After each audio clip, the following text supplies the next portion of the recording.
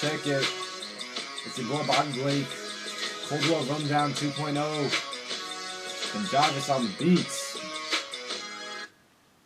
It all got started after World War II. You got a couple world powers both trying to stay true to their own identities, to their own philosophies. The U.S. wants to fill the world with free democracies, but the Soviet Union has got its own vision, a world full of communists if it was their decision. But the U.S. said no and responded to North Atlantic Treaty Organization.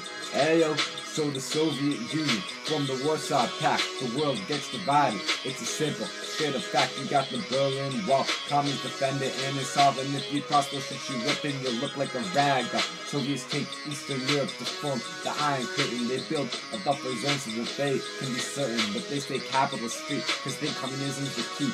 And any Soviet aggression will only stop democracy. Meanwhile, the U.S. has got the Marshall Plan in action. The Soviets got Comecon, the funding the communist faction that arises anywhere. The only problem there is the Soviets have no money, but the world's mostly unaware. So this is the Cold War, a struggle for supremacy, a war-based round, yeah. Power and diplomacy in one more factor involving nuclear reactor. Lots of nukes, 10,100 to be exact, so we have two countries with over nuclear production, which basically means mutually assured destruction, which essentially means that if one country leans on the fire nuke button, the whole world smithereens. So both countries produce nukes at the fastest pace. This concept is called the nuclear arms race. So the U.S. said to stop communist spread, we gotta go into Vietnam to make them communists be dead. Because if one Asian country becomes communist, the rest will fall suit. Yeah, you get the gist. Domino effect.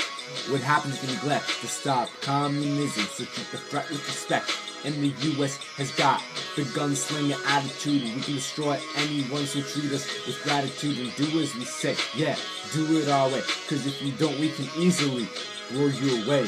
Which worked in Korea, but not in Vietnam. You can just blame it on the fucking Viet Cong. And to add to everything, Cuba, Ruski's got the bling. And by bling, I'm in nukes to give the U.S. a sting.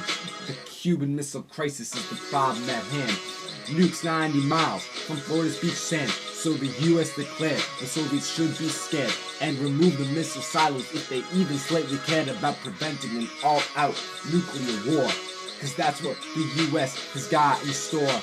Luckily for us all, the Soviets heeded the call and we avoided facing a worldwide fall. So the moral of the story is lots of nuclear weapons and many people can die. If even one side threatens to use the nuclear power, it might be better to cower and avoid a world covered in nuclear shower. Oh, it's your boy Bobby Blake. HowToDoItYourself.com. Sponsored by that shit. And Jarvis on the beats.